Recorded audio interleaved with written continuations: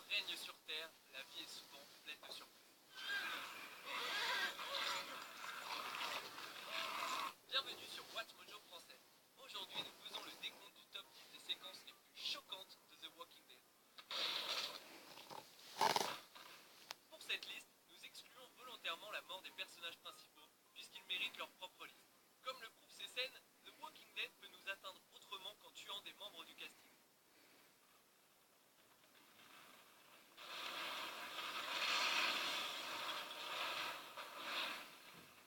Et bien évidemment, une énorme alerte spoiler est de nous. If it makes you feel any better, you taste much better than we thought you would. Numéro 10. Herschel perd une jambe. The Walking Dead est du genre à envoyer du lourd dès le début d'une nouvelle saison. Et dans cette série, lourd est synonyme de zombies et d'effusion de sang. La saison 3 reprend 8 mois après la perte de la ferme des Green.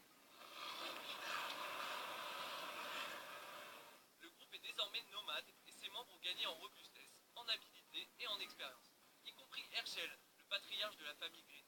Malheureusement, l'expérience est inutile face à un rôdeur aussi sournois. Cette morsure à la jambe sort de nulle part. Les spectateurs, naturellement, se préparent à faire leurs adieux à Herschel, jusqu'à ce que Rick dégaine sa hache et se la joue chirurgien. Si c'est une question de vie ou de mort, on n'est pas à une jambe près. Numéro 9. Le gouverneur est poignardé à l'œil.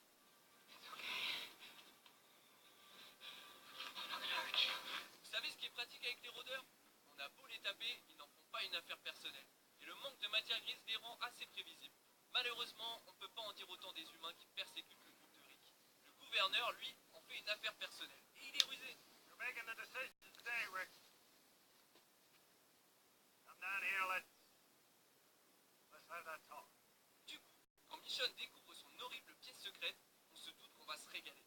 Les fans adorent son efficacité brutale. Mais lorsqu'elle tue la fille zombifiée du gouverneur en dépit de ses supplications, on est quand même un peu surpris. S'ensuit un combat à couper le souffle et presque le nez pour Michonne.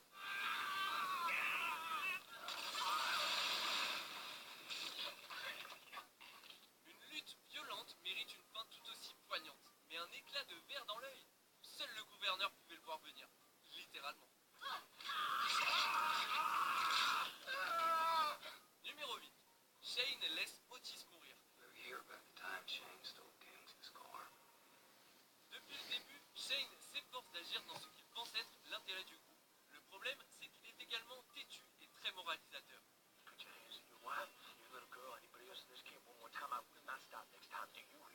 Mais on finit par comprendre que l'intérêt du groupe signifie très souvent ce qui arrange Shane sur le moment. Il mourra en trahissant Rick de la pire manière qui soit. Mais bien avant ça, Shane expose sa véritable personnalité, aux spectateurs en tout cas, via la mort d'Otis. Il prétendra plus tard que celui-ci s'est sacrifié, mais les flashbacks nous montrent la vérité. Il tire dans la jambe d'Otis afin de distraire les zombies et de pouvoir se sauver.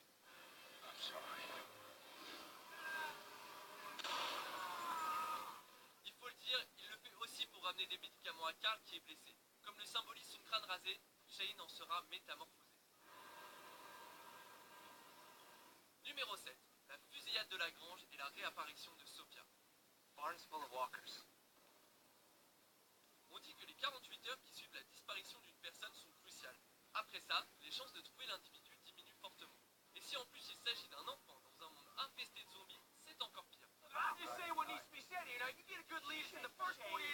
Deux thèmes sont inhérents à la première partie de la saison 2.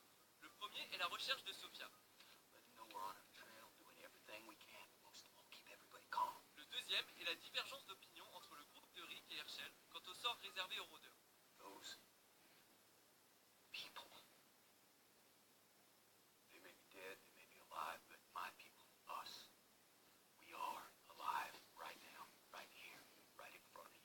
Cet épisode clôt ces deux sujets d'une manière complètement inattendue. On s'attendait à ce que Shane craque et élimine tous les rôdeurs de la grange contre la volonté d'Herschel, mais que Sophia se trouve parmi eux, quelle horrible surprise. Mais bon, Rick n'en est plus à une petite fille zombie près. Numéro 6.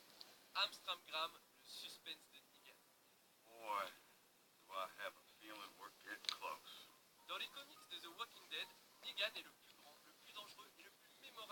méchant qu'affronte le groupe de Rick. Les fans ont attendu avec impatience l'arrivée au petit écran du grand gaillard et de Lucille, sa batte couverte de fils barbelés.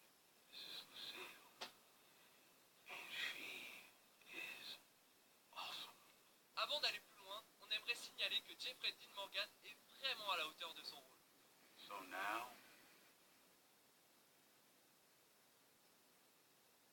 I'm gonna beat the holy hell out of one of you.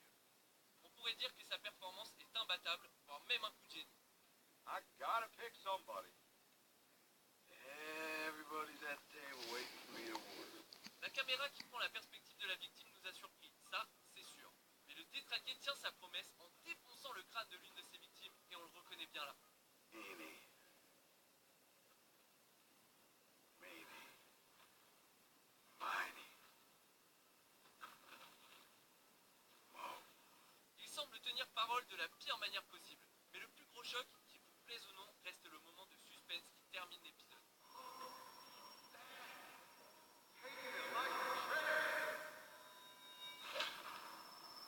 Numéro 5.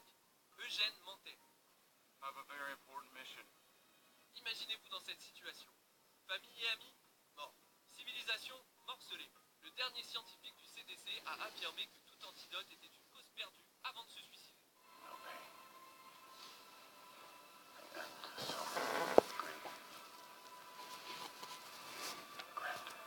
Vous n'auriez probablement plus aucun espoir. C'est à ce moment-là qu'un mec bizarre et asocial avec une coupe mulet débarque dans votre vie, affirmant être un scientifique et avoir trouvé le remède. We're on a mission to get Eugene to Washington, D.C.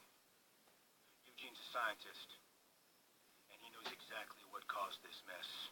Il doit se rendre à Washington et vous êtes son dernier espoir. En voilà une raison de se lever le matin. Et aussi un sacré paquet de mensonges. Alive? Not a scientist. Eugène finit par lâcher la vérité comme on lâche une bombe. Et Abraham entre dans une rage meurtrière plus que compréhensible.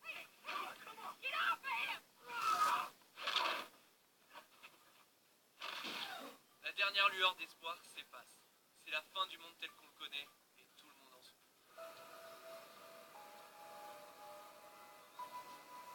Numéro 4. L'œil de Karl. Bon, qui a collé le message « Tirez-moi dessus » sur le dos de Karl? Il faut le laisser tranquille maintenant, il n'a pas eu une enfance facile. Dans la saison 2, il voit un cerf paître paisiblement dans la forêt, qui semble lui dire que malgré les tourments, le calme et la beauté sont toujours de ce monde. La réalité le rattrape lorsqu'il se fait tirer dessus.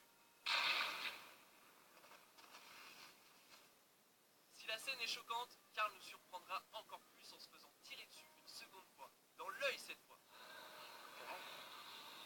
En général, quand on se prend une balle en pleine figure, on n'en a plus pour longtemps, surtout en l'absence de médecine moderne. Et la blessure est atroce. Heureusement pour lui, Karl semble avoir hérité de l'immortalité de son père. Anybody moves, anybody says anything, cut the boy's other eye out and feed it to his father. Numéro 3. L'abattoir du terminus. Vous voulez dégoûter les gens de l'élevage industriel et de l'industrie de la viande? Montrez-leur la scène de l'abattoir du premier épisode de la saison 5 de The Walking Dead. Les séries télévisées nous ont habitués à ce que la caméra se coupe avant que les choses ne tournent au vinaigre. Mais pas The Walking Dead. Elle nous prend à contre-pied en nous montrant une série d'exécutions en mode abattoir.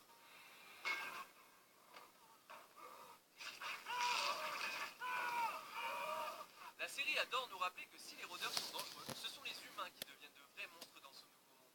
Et il se trouve que ceux-là sont cannibales. Hey guys, what were your shot counts? 38.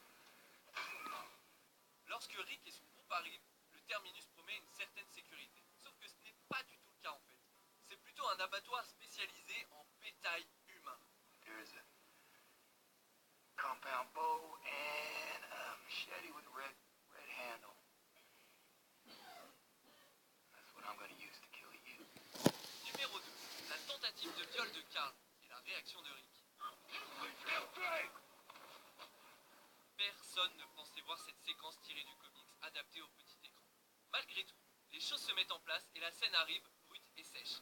Dans les salons du monde entier, les spectateurs sont restés bouche bée. First, we're gonna beat Daryl to death. Then we'll have the girl. Then the boy. Dans ce passage, Joe fait preuve d'une dépravation des plus extrêmes et Rick d'une brutalité incroyable. Les déjà été abordé dans la série, mais de là à ce qu'un homme coince Carl et le déshabille devant son père désarmé, c'est plus que choquant. La seconde surprise provient de la réaction de Rick. Poussé par son instinct et une rage animale, il arrache la gorge d'un homme avec ses dents et il ne s'arrête pas là.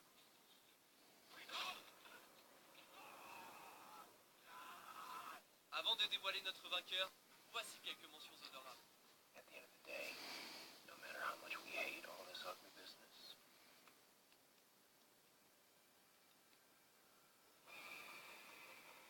a man's gotta eat. Just put the...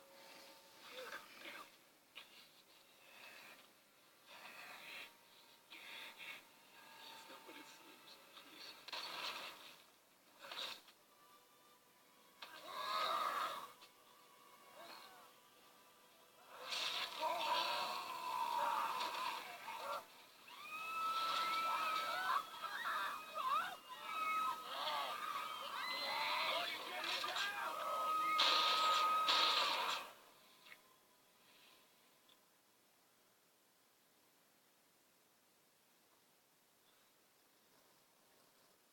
Numéro 1. Glenn se fait piéger par une horde de rôdeurs. Morgan avait prévenu Rick dès leur première rencontre. Les rôdeurs sont lents, mais en horde, ils sont mortels. They get more active after dark sometimes. Lorsque Nicholas se suicide et précipite Glenn dans une foule de zombies, l'avenir du futur père semble compromis. Quand on regarde la séquence, on ne voit rien d'autre qu'un homme agonisant en train de mourir. Les fans auraient pu être choqués, mais sachant que Negan allait apparaître au cours de la saison, on se faisait déjà du souci pour Glenn. Ce retournement de situation a donc pris les spectateurs de court. This in our pants yet?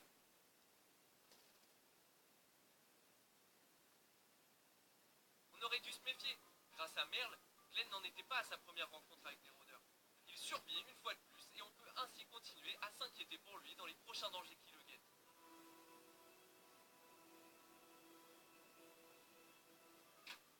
Vous êtes d'accord avec notre liste?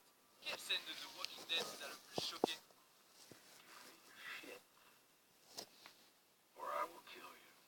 Pour plus de top 10 surprenants publiés chaque semaine, n'oubliez pas de vous abonner à Watch Mojo Français. I'm not gonna kill you. Bye.